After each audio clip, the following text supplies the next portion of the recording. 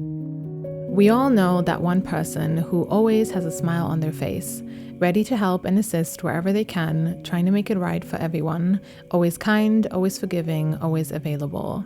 But when you watch closer, you will realize that that same person might also invest very little time into themselves. They struggle to put up boundaries. You will hear them excuse behavior that should not be excused, avoiding conflict at every cost, and taking on responsibilities that are not theirs. For a big part of my life, that was me. I was the nice girl. I was the people pleaser. As long as the people around me were happy, I was. And it didn't matter in how many ways I had to betray myself in the process. And everyone loved me because I never gave anyone reason not to like me. I had built up this image around me which everyone loved, but behind closed doors, I started to really hate myself. Over time, I started to internalize all the ways in which I was not protecting myself, not standing up for myself, not taking care of myself, and it manifested its way in a lot of self-hatred and resentment, until at some point I realized I am going to have to kill this version of me if it is the last thing I do, otherwise she will kill me someday.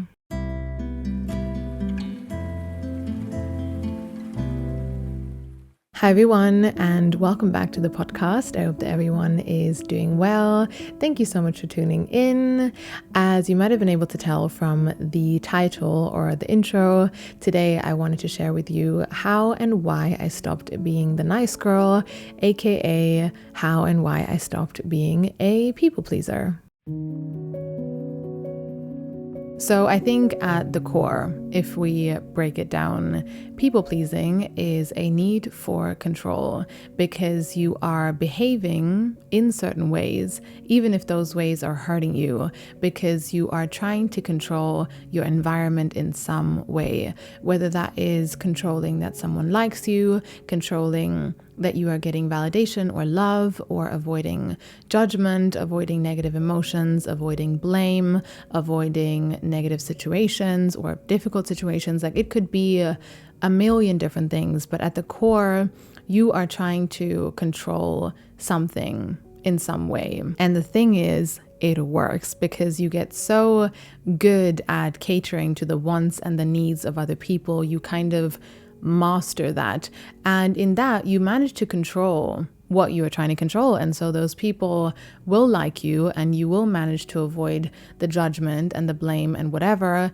But the question is, at what cost? Well, at your own, because to sustain that you will have to betray yourself in the process, and you will have to pay with your own sanity and with your own well-being and with your own happiness, until at some point you realize what I am getting here is not worth what I am losing and what I am paying for in the process. And so I think when we are in these positions where we are really trying to control the happiness and the thoughts of other people, even if it is at the expense of our own happiness, we are putting ourselves in a position to betray ourselves, whether that is betraying our own happiness, betraying our own peace of mind, our own time, our own energy, our own values, our own morals. Like it could be a lot of different things, but you are betraying yourself in some way.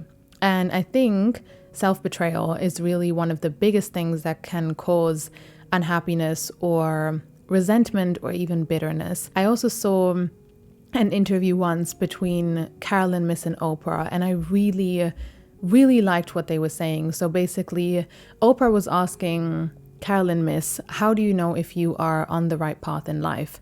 And Carolyn Miss said, you know you are on the right path in life if you are no longer put in a position to betray yourself. And I would very much agree with that statement. And so when you are playing the role of the nice girl or the role of the people pleaser, aka you are trying to control the thoughts and the happiness of other people, even if it is at the expense of your own happiness, you are putting yourself in a position to betray yourself. There is literally no other way to continuously sustain the happiness of other people at all cost without betraying yourself at some point. And so I think when you are playing the role of the nice girl or the people pleaser, you are not on a path that will bring you, as harsh as it sounds, to your happiest, most confident version, because you might be able to control all of these things that you are trying to control, but you are paying for it in the process, because you are paying, as I said, with your own happiness and your own well-being and your own peace of mind. And that will catch up with you eventually. Interestingly, the times where my people pleasing was like at an all-time high, the love and the validation I was getting from people who loved that version of me was also at an all-time high, but so was my self-hatred and my resentment. Like when one got stronger, the other one also got stronger, and one didn't come without the other eventually. And so I was in a position where outside everyone loved me and everyone loved being around me and everyone enjoyed being with me, but behind closed doors I hated myself. And so it was just a really vicious cycle that I had created for myself. Based on who we are as a person, we will obviously attract people that are looking for someone like us. That's just how relationships work. That's how we as people work. And so if you are a people pleaser and you are always giving more than you are getting in return, you will logically attract people who want to be with someone where they can get more than they are giving in return. You will attract people who like being around someone who is easy to manipulate and easy to push around, and who will be at their beck and call whenever they want them to. And so the thing is, telling you right now, in those constellations, you will probably not find healthy, respectful, two-way encounters with people. Those people that are looking for that are probably not going to be great people, obviously. But at the same time, if you are the people pleaser, you are responsible for that. Maybe not consciously, maybe you are not aware of it, but you are giving them what they want. And so maybe start by not giving them what they want anymore. You know, I think people who are really confident and happy and strong, like the kind of people that you want in your life, the kind of people that you want to be around with, the people that would make you happy and make you grow, those kind of people are not interested in nice girls. They are not interested in people pleasers, because the minute you feel empowered and strong yourself, the thought of being with someone in any area of your life who has no self-respect, that's not really very appealing, whether that is in romantic relationships, work, friendships, everything, because you want to be with people who are on your level, people who will speak up, people with whom you can grow. And so I really think it starts with becoming the kind of person that you want in your life. And so if you want people who are happy and strong and confident and independent, it starts with becoming someone yourself who is happy and confident and independent and strong. And that is simply not a nice girl. And so I think when you continue to play the role of the nice girl, you are kind of like honey for bees for shitty people, as weird as that sounds. And as much as you try for that to not be the case, it's kind of inevitable. Like you will, chances are high, continuously bump into people who are shitty people and who will fuck you over at some point. At least that was the case for me, because you are everything that shitty people want. You are giving them everything that they want. And so obviously those are the kind of people that you will attract, and you are getting pulled to these people just because of that short little moment of love and validation that you are getting in return. And you are giving so much of yourself up in the process, and it is just simply not worth it. If you have been someone who has let people walk all over you for a really long time, and then you decide to change, chances are pretty high that you will lose people on the way. Now, good news is you will only lose the people who only wanted that version of you, but it is still loss, and that is never easy. And the difficult part is those people who only wanted that version of you, they will probably not sit there and say, wow, this person is finally learning some self-respect, and so I will respectfully let them become their new version, even though I am no longer interested. Like, it's probably not going to look like that. They might not want you to change, maybe without even realizing it. And so they might think you have become selfish. You have become reckless. You have stopped caring. You have become crazy. You've become a bitch.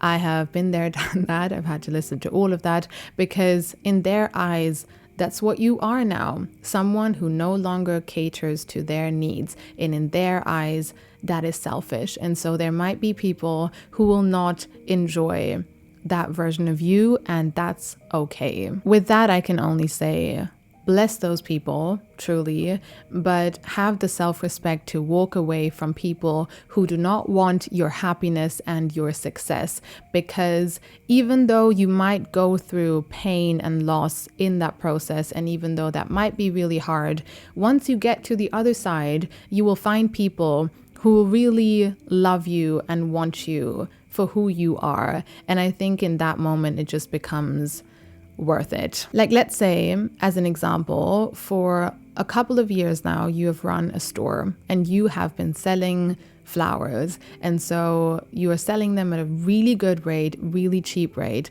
but you're not happy. So you have all of these people who want to buy your flowers. And then suddenly you decide to change. You say, you know what? I want to move on to better and brighter things for myself. I want to open another store in a much nicer area selling coffee, which is what I've always wanted to sell, and that will really bring me joy, and it will be at a higher price because that's what you know you deserve, that price.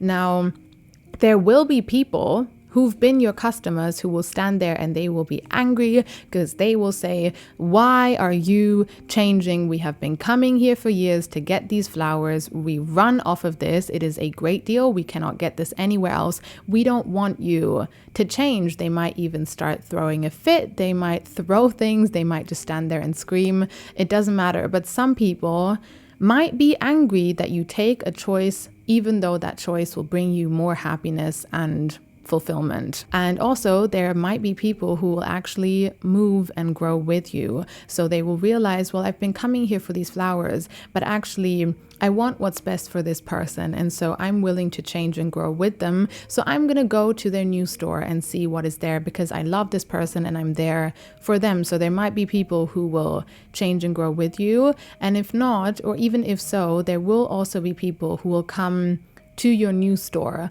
and they will love you for that new version of yourself that you are offering to the world. And I'm not saying that that is going to be the journey for everyone. You know, people might not react in that way, and you might just be able to have a super smooth and easy journey to become self-empowered or more happy, more confident, whatever. For me, that was not the case. My journey from the flower store to my amazing coffee store took me a long time, and it was a bumpy, painful, very hard to understand journey. And so that's why I'm speaking from that angle, but I'm not saying that's going to be the case for everyone, but I do know what that journey is like. And so if it does feel difficult or scary, I can say that it is worth it in the end. So I think in these kind of situations, it is really easy to eventually end up in a place where you have a victim mentality and where you sit there and you say, wow, all I was doing was being nice and kind and forgiving, and all that I got in return was betrayal and abuse and pain, even though I was just trying to be kind. But the thing is, people pleasing is not kindness, it is not authenticity, it is not emotional maturity. I'm sorry if that sounds harsh, but that's just how I see it now. And I think that's where things often get confused. And that's where it's really important to take responsibility also for your part and where you played your role in situations and where things were also your responsibility. And an idea that really helped me understand all of this more is the idea of enabling. A few very typical traits that I think come with being a nice girl or come with being a people pleaser, at least these are all things that I've observed in people, and they're also all things that I've done, are things such as I wrote down a little list, making excuses for people's behavior, even though there is no reason to make an excuse, fixing messes that other people have created, forgiving someone before they have shown any sign that there will be a change of behavior, lying for people, downplaying actions and words, downplaying the effect they really have so that the other party doesn't feel bad, things like that. And the thing is, in that moment, yes, we are being unkind to ourselves in that moment and even long term, but we are also enabling the other person to not face the consequences of their actions or of their words. We are enabling the other person to hide behind something that is not truth. And so we are kind of their partner in crime. We might not be the actual robber who is going to the bank and stealing the money, but we might be the person at home giving the robber the codes on how to get into the bank. So we are in that situation. We are the counterpart to what is going on. That's where I think after the awareness, like after you become aware that you no longer want to be the people pleaser, you then start to take different actions, right? You start to change your ways, whether that is in a romantic relationship, in a friendship, in work, like in, I don't know, like all kinds of constellations that you might be facing. You are deciding to no longer play that same role. So you are stepping out of what is going on, what has been going on in the past. And in that, you are creating an opportunity for change for the both of you. But you cannot control if the other person sees that. You cannot control if the other person understands that actually, even though what you are doing might be uncomfortable, it is actually coming from a good place. You cannot control if that other person even takes that opportunity or if they walk away because they only wanted that older version of you. All you can do is change your ways, meaning you create an opportunity for change for the both of you.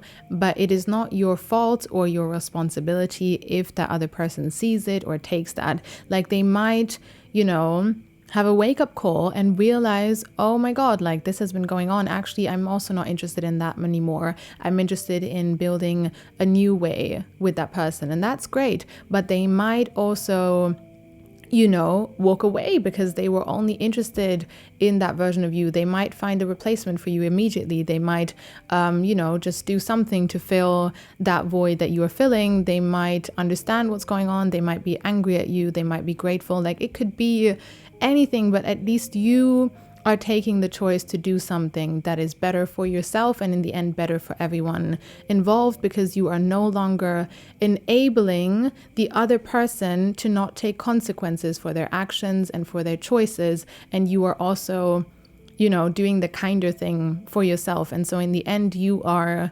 doing the kinder thing, but that might be perceived as something that is unkind from the other person. That is not in your control, and it is also not your responsibility. Also, I think how many people like you is not a measurement of whether or not you are actually a kind person. Like when I was in my people-pleasing nice girl years, everyone liked me at all times because I never gave anyone reason not to like me. But I don't feel I was really a truly kind person because I was not being kind to myself, and in some ways also not kind to other people. And so now I would say I'm not a people pleaser anymore. I'm no longer in that phase of my life. Thank God that version of myself is dead. And so now not everyone likes me. I know that. I know there are people who are very unhappy or angry with this version of myself, and that is okay. I have come to terms with that because I'm no longer trying to cater to a definition of kindness that other people have made for me if I don't agree with that. Like I would rather be called a selfish bitch and be who I think I want to be and do what I believe is right, rather than trying to cater to this version of myself that would make everyone happy at all times. I would rather not do that. And I've simply come to terms with this idea that how many people like you or how many people have a problem with you does not decide or determine if or not you are doing the right thing. Like, life is not, that's not life. I think real, authentic kindness is not always hee hee, haha, everything's amazing, everything's great, forgiveness at any time, laughter and love. Like, that for me is not authentic, strong kindness. It is also not emotional maturity, because I think all of those things are being strong.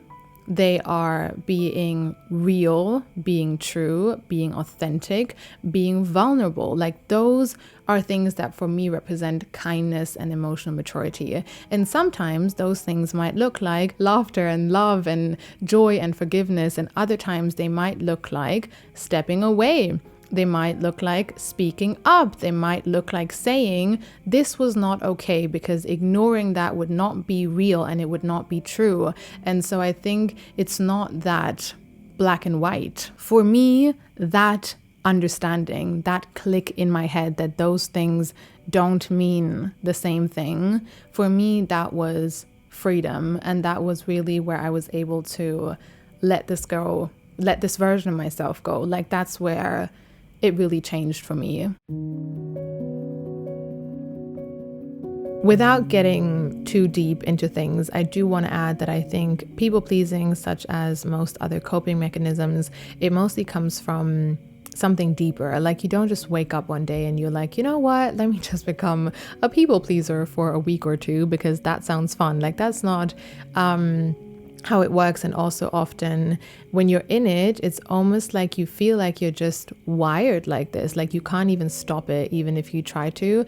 It really feels like that's just how you are, and that's mostly a sign that it's coming from something deeper, whether that is, could be anything, childhood, some past trauma that you've had, but it is coming from something deeper. I remember I had a therapy session once. I was somehow bringing up all of the awful, horrible situations that I have put myself in through this.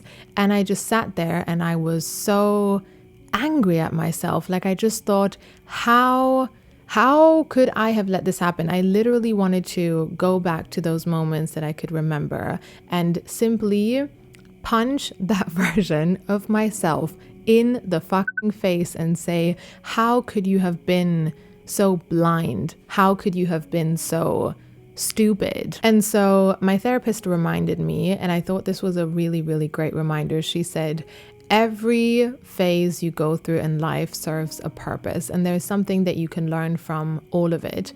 And also she said, you were not aware of what you were doing back then. And so you need to forgive yourself for moments and times where you were simply trying your best and you didn't know any better. Like, you have to forgive yourself for that. And also, that coping mechanism served a purpose back then. You developed that to survive or deal with things or life in some way because you needed that back then. And now you no longer need it, and you can decide to change, but you need to forgive yourself for that phase. And then she said, now think of 5 things that you have learned, 5 skills that you've mastered from that time. And I thought that was such a great approach because, as I said, every phase that we go through in life serves a purpose. It is all something that we can learn from, and it makes us who we are today. And even though those times resulted in a lot of pain for me, they have also given me skills. Like, there are things that I know that I'm good at now, and I know that they come from my people-pleasing years, such as, for example,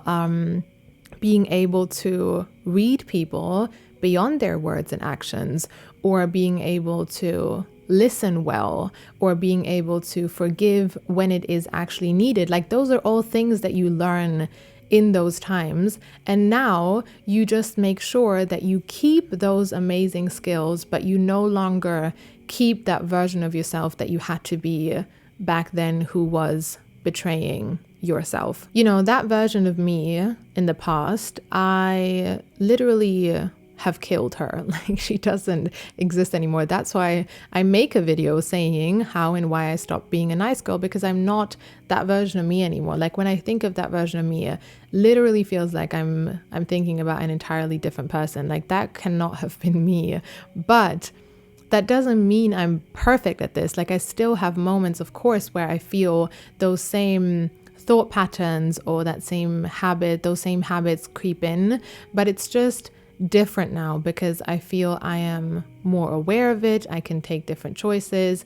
I see it better, and sometimes I still fall back into it, but it's very different to what it used to be. But it's not perfect because it's not about being perfect. It's simply about being aware and wanting to change. And that journey in itself is so amazing, no matter where on that journey you are. And if where you are is still not where you would like to be eventually, that doesn't say that you are not where you are supposed to be.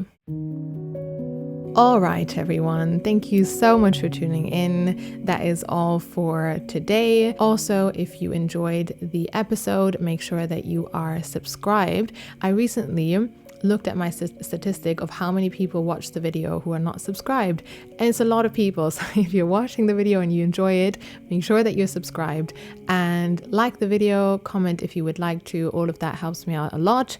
And yeah, hope you have a beautiful day, and I'm looking forward to connecting with you in my next episode.